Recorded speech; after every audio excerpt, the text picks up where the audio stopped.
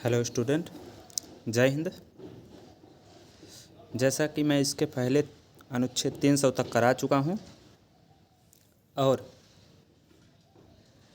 NCERT सार संग्रह में एक लेक्चर अपलोड कर चुका हूं। आप लोग उसको देखिए। मैं अनुच्छेद पूरा कराने के बाद उस लेक्चर को, उस सीरीज़ को कंटिन्यू रखूँगा और पूरा पॉलिटी, हिस्ट्री, ज्योग्राफी, इकोनॉमिक्स सब सब्जेक्ट धीरे धीरे पूरा करा दूंगा। तो आप लोग देखिए। इसके पहले मैंने अनुच्छेद 300 तक 3 लेक्चर अपलोड किया हूँ, आप लोग उसको देखिए। आज भाग 13 भारत के राज्य क्षेत्र के भीतर व्यापार, वाणिज्य और समागम। आज मैं यह टॉपिक स्टार्ट करने चल रहा हूँ और इसमें सिर्फ मैं अनुच्छेदों को बता दूंगा और विस्तृत जानकारी के लिए आप लोग एनसीईआरटी सार संग्रह को देखिए। उसके बाद मैं अच्छे से विस्तृत लेके आऊँगा तो उसमें और अच्छे से बताऊँगा। चलिए, एनसीईआरटी जो है कि वन लाइनर है और किसी भी एग्ज़ाम के लिए, चाहे वनडे हो, यूपीएससी, सब जगह पूछे जाते हैं अनुच्छेद, और वन लाइनर भी मैं इसीलिए करा रहा हूँ। तो चलिए देखिए। अनुच्छेद भाग 13 भारत के राज्य क्षेत्र के भीतर व्यापार, वाणिज्य और समागम। अनुच्छेद 301 व्यापार, वाणिज्य और समागम की स्वतंत्रता। अनुच्छेद 302 व्यापार, वाणिज्य और समागम पर निर्बंधन अधिरोपित करने की संसद की शक्ति।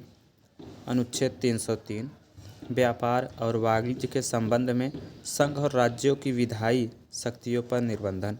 अनुच्छेद 304 राज्यों के बीच व्यापार, वाणिज्य और समागम पर निर्बंधन।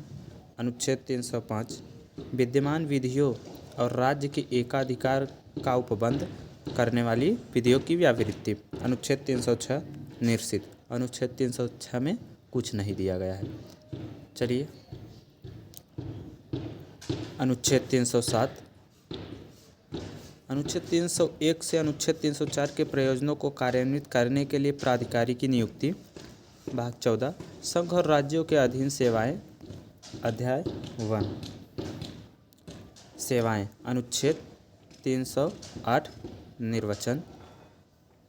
अनुच्छेद 309 संघ या राज्य की सेवा करने वाले व्यक्तियों की भर्ती और सेवा शर्तें। अनुच्छेद 310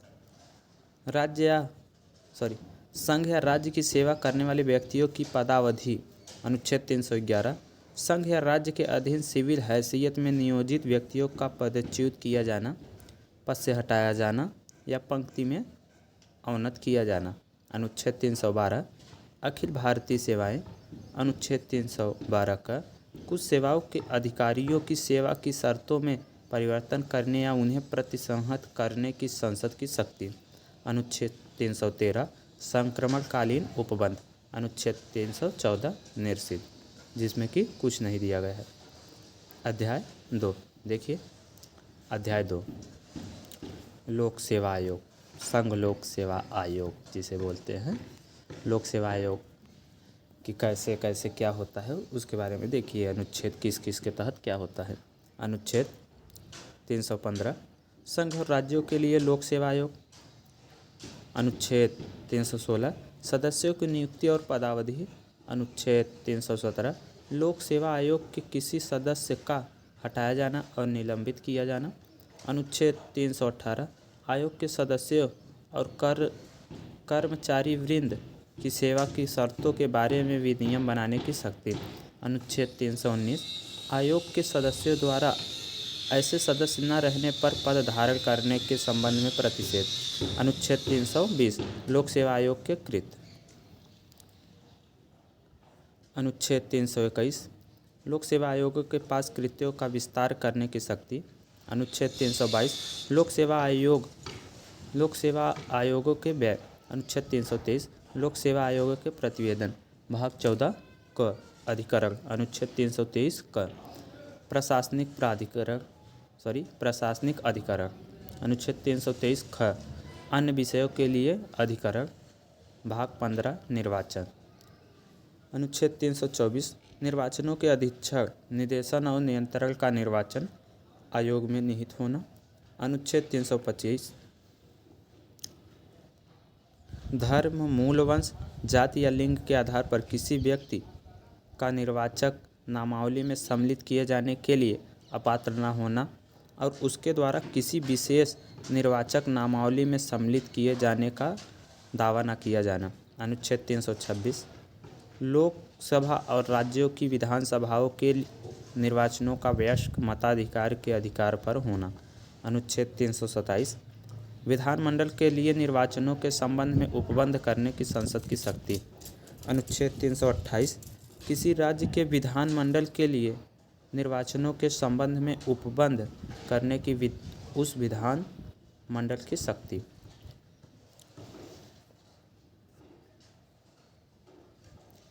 अनुच्छेद 329 निर्वाचन संबंधी मामलों में न्यायालयों के हस्तक्षेप का वर्जन। अनुच्छेद 329 का निरसित। अनुच्छेद 329 में कुछ नहीं दिया गया है। आप लोग इसको ज़रूर देखिए, पूरा देखिए, क्योंकि किसी भी एग्जाम में आप बैठेंगे तो 4 से 5 नंबर अनुच्छेद से पूछ ही लेता है। डायरेक्ट पूछता है कि इस अनुच्छेद के अंतर्गत क्या बात कहा गया है।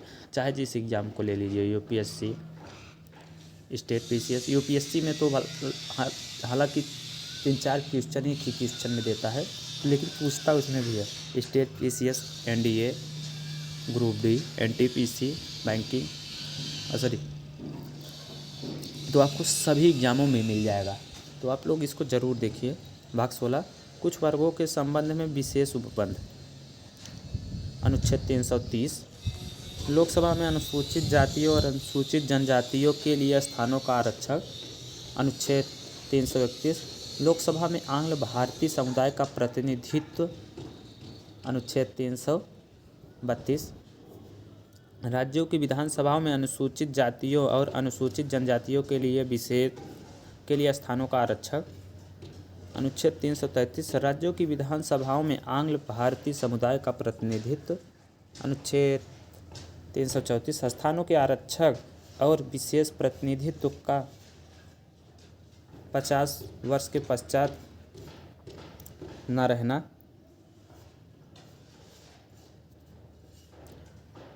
अनुच्छेद 335 सेवाओं और पदों के लिए अनुसूचित जातियों और अनुसूचित जनजातियों के दावे। अनुच्छेद 336 कुछ सेवाओं में आंग्ल भारतीय समुदाय के लिए विशेष उपबंध। अनुच्छेद 337 आंग्ल भारतीय समुदाय के फायदे के लिए शैक्षिक अनुदान के लिए विशेष उपबंध। अनुच्छेद 338 राष्ट्रीय अनुसूचित जाति आयोग। अनुच्छेद 339 अनुसूचित क्षेत्रों के प्रशासन और अनुसूचित जनजातियों के कल्याण के बारे में संघ का नियंत्रण। अनुच्छेद 340 पिछड़े वर्गों की दशाओं के अन्वेषण के लिए आयोग की नियुक्ति। अनुच्छेद 341 अनुसूचित जातियाँ। अनुच्छेद 342 अनुसूचित जनजातियाँ। देखिए, अनुच्छेद 341 में अनुसूचित जातियों के बारे में बताया गया है। अनुच्छेद 342 में अनुसूचित जनजातियों के बारे में बताया गया है। भाग 17 राजभाषा की कौन सी किसकी राजभाषा है, वो भाग 17 में दिया गया है। तो देखिए, अध्याय 1 संघ की भाषा। अनुच्छेद 343 संघ की राजभाषा। अनुच्छेद 344 राजभाषा के संबंध में आयोग और संसद की समिति। प्रादेशिक भाषाएं। अध्याय 2 प्रादेशिक भाषाएं। अनुच्छेद 345 राज्य की राजभाषा या राजभाषाएं। अनुच्छेद 346 एक राज्य और दूसरे राज्य के बीच या किसी राज्य और संघ के बीच पत्रादि की राजभाषा। अनुच्छेद 347 किसी राज्य की जनसंख्या के किसी अनुभाग द्वारा बोली जाने वाली भाषा के संबंध में विशेष उपबंध। अध्याय 2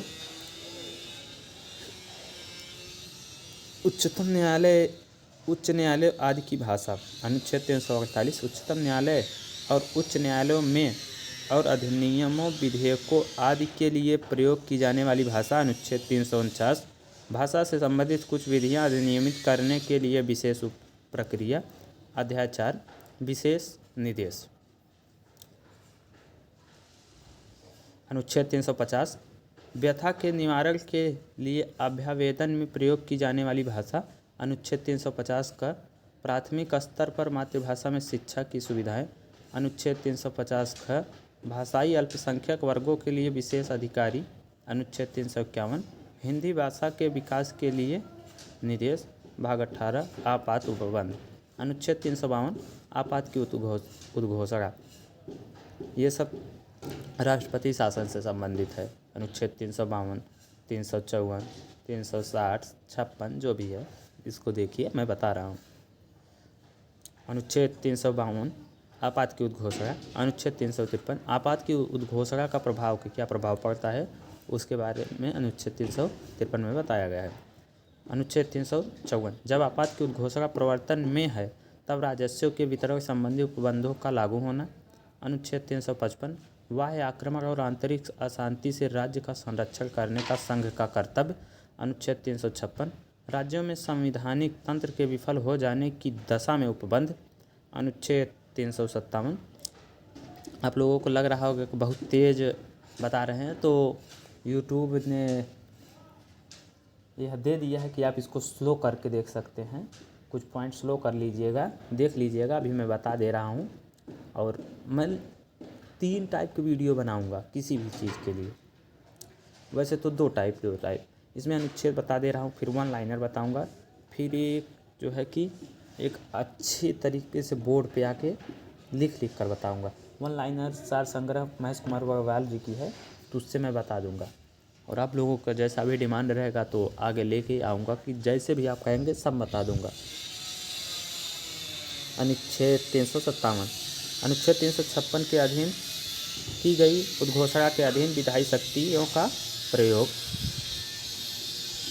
अनुच्छेद 358 आपात के दौरान अनुच्छेद 19 के उपबंधों का निलंबन। अनुच्छेद 359 आपात के दौरान भाग 3 द्वारा प्रदत्त अधिकारों के प्रवर्तन का निलंबन। अनुच्छेद 359 का निरसित। 359 में कुछ नहीं दिया गया है। अनुच्छेद 360 वित्तीय आपात के बारे में उपबंध। वित्तीय आपात यह भी राष्ट्रपति शासन होता है जो कि 360 के अंतर्गत आता है। भाग 9 भाग 19 प्रकीर्ण। देखिए अनुच्छेद 361 राष्ट्रपति और राज्यपालों और राज्य प्रमुखों का संरक्षण।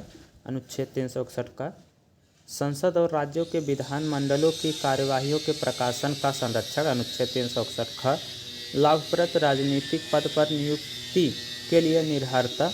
अनुच्छेद 362 निरसित।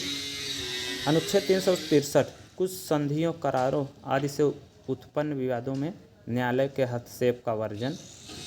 अनुच्छेद 363 का देशी राज्यों के शासकों को दी गई मान्यता की समाप्ति और निजी थैलियों का अंत। देखिए 363 का देशी राज्यों के शासकों को दी गई मान्यता की समाप्ति और निजी थैलियों का अंत। 364 महापत्तनों और विमान क्षेत्रों के बारे में विशेष उपबंध। अनुच्छेद 365 संघ द्वारा दिए गए निर्देशों का अनुपालन करने में या उनको प्रभावी करने में असफलता का प्रभाव। अनुच्छेद 366 परिभाषाएं। अनुच्छेद 367 निर्वचन। संविधान का संशोधन भाग 20 कौन कौन सा संशोधन कैसे हुआ था वो देखिए। भाग 20 संविधान का संशोधन। अनुच्छेद 368 संविधान का संशोधन करने की संसद की शक्ति और उसके लिए प्रक्रिया। जो भी संविधान में संशोधन होता है वह अनुच्छेद 368 के अंतर्गत होता है, चाहे जो संशोधन हो। तो देखिए इसके बारे में आपको 368 में बताया गया है। भाग 21 अस्थायी संक्रमणशील और विशेष उपबंध। तो देखिए अनुच्छेद 369 राज्य सूची के कुछ विषयों के संबंध में विधि बनाने की संसद की इस प्रकार अस्थायी शक्ति मानो वे समवर्ती सूची के विषय। समवर्ती सूची आप लोग जानते होंगे कि जिसमें केंद्र और राज्य दोनों हस्तक्षेप करते हैं, जिसके लिए कानून केंद्र और राज्य दोनों सरकार मिलकर बना सकते हैं, तो वह होती है समवर्ती सूची की विषय। चलिए अनुच्छेद 370 जम्मू कश्मीर राज्य के संबंध में अस्थायी उपबंध। आप लोग 370 के बारे में देखे होंगे वीडियो, ना देखे हो तो डॉक्टर विकास द्विवेदी सर बहुत अच्छी वीडियो बनाए हैं, यूट्यूब पे पड़ी हुई है। आर्टिकल 370 पर देख लीजिए। और अभी तो हाल ही में मूवी भी आई है द कश्मीर फाइल्स, तो आप लोग देखिए। अनुच्छेद 371 महाराष्ट्र और गुजरात राज्यों के संबंध में विशेष उपबंध। अनुच्छेद 371 का नागालैंड राज्य के संबंध में विशेष उपबंध। देखिए 371 में नागालैंड राज्य के संबंध में विशेष उपबंध बताया गया। 371 में महाराष्ट्र और गुजरात राज्य के संबंध में विशेष उपबंध। 371 ख असम राज्य के संबंध में विशेष उपबंध। अनुच्छेद 371 ग मणिपुर राज्य के संबंध में विशेष उपबंध। अनुच्छेद 371 घ आंध्र प्रदेश राज्य के संबंध में विशेष उपबंध। अनुच्छेद 371 अंगा आंध्र प्रदेश में केंद्रीय विश्वविद्यालय की स्थापना। अनुच्छेद देखिए अंग तक हो गया है। अनुच्छेद 371 च सिक्किम राज्य के संबंध में विशेष उपबंध।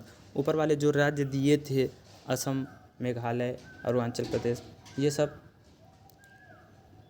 भारत के मैप में आप लोग देख लीजिएगा कि यह सब भारत के पूर्वी राज्य हैं। तो देखिए अरुणाचल प्रदेश के ये देखिए अनुच्छेद 371 छ सिक्किम राज्य के संबंध में विशेष उपबंध। अनुच्छेद 371 छ मिजोरम राज्य के संबंध में विशेष उपबंध। आप लोग देखिएगा अरुणाचल प्रदेश, नागालैंड, मणिपुर, मिजोरम ये सब उधर ही है। अनुच्छेद 371 झ अरुणाचल प्रदेश राज्य के संबंध में विशेष उपबंध।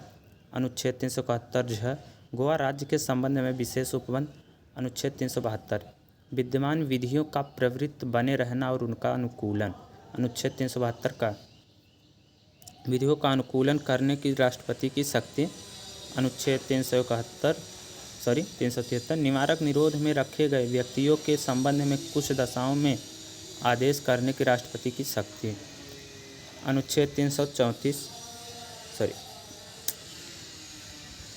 374 फेडरल न्यायालय के न्यायाधीश के और फेडरल न्यायालय में या सब परिषद हिज मजिस्ट्री के समक्ष लंबित कार्यवाहियों के बारे में उपबंध।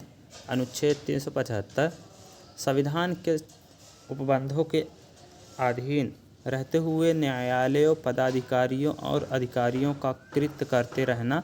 अनुच्छेद 376 उच्च न्यायालयों के न्यायाधीशों के बारे में उपबंध। अनुच्छेद 377 भारत के नियंत्रक महालेखा परीक्षक के बारे में उपबंध। अनुच्छेद 378 लोक सेवा आयोग के बारे में उपबंध। अनुच्छेद 378 का आंध्र प्रदेश विधानसभा की अवधि के बारे में विशेष उपबंध। अनुच्छेद 379, 391 निरसित, जिसमें कि कुछ नहीं दिया गया है। अनुच्छेद 379 से 391 तक कुछ नहीं दिया गया है, चाहे वो 79, 80, 81, 82 पूरा 391 तक अनुच्छेदों में कुछ भी नहीं दिया गया है। तो देखिए अनुच्छेद 392 कठिनाइयों को दूर करने की राष्ट्रपति की शक्ति। भाग 22 संक्षिप्त नाम प्रारंभ हिंदी में प्राधिकृत पाठ और निरसन। अनुच्छेद 393 संक्षिप्त नाम। अनुच्छेद 394 प्रारंभ। अनुच्छेद 394 का हिंदी भाषा में प्राधिकृत पाठ। अनुच्छेद 395 निरसित, जिसमें कि कुछ नहीं दिया गया है। तो आप लोग इसको देखिए। आज मैं अनुच्छेद पूरा करा दिया हूँ। चलिए मैं इसको भी बता दे रहा हूँ। संविधान सभा के प्रमुख सदस्य, वर्ग सदस्य, तो पूरा अनुच्छेद हो गया है कंप्लीट 4 लेक्चर में। इसके बाद एनसीईआरटी सार संग्रह कंटिन्यू करने चल रहा हूँ मैं सीरीज़ को। पहले मैं उसमें भी पॉलिटी ही पढ़ा दूँगा, भारतीय संविधान पढ़ा दूँगा। उसके बाद एक लेक्चर उस पर ऑलरेडी मैं अपलोड कर चुका हूँ, आप लोग चैनल पे जाके देख लीजिएगा। और उसके बाद ज्योग्राफी, हिस्ट्री, इकोनॉमिक्स, उसमें जितना भी दिया है एनसीईआरटी सार संग्रह में पूरा लेके आऊँगा। तो चलिए संविधान सभा के प्रमुख सदस्य, आप लोग इसको देख लीजिएगा। मैं स्लाइड को कर दे रहा हूँ, पढ़ लीजिएगा। देखिए कांग्रेसी सदस्य, गैर कांग्रेसी सदस्य, महिला सदस्य कौन कौन थे, आप लोग इसको देख लीजिएगा। सदस्यता स्वीकार करने वाले कौन कौन थे? जयप्रकाश नारायण एवं तेज बहादुर सप्रू स्वास्थ्य कारणों से। संविधान की प्रमुख समितियाँ कौन समिति के कौन अध्यक्ष थे, देखिए आप लोग। प्रारूप समिति के सदस्य। तो बस इतना ही था, आप लोग इसको पॉज करके देख लीजिएगा। धन्यवाद। आप लोग देखिए ज़रूर। चलिए अगर वीडियो पसंद आए तो शेयर भी कर दीजिएगा, नहीं तो कोई बात नहीं।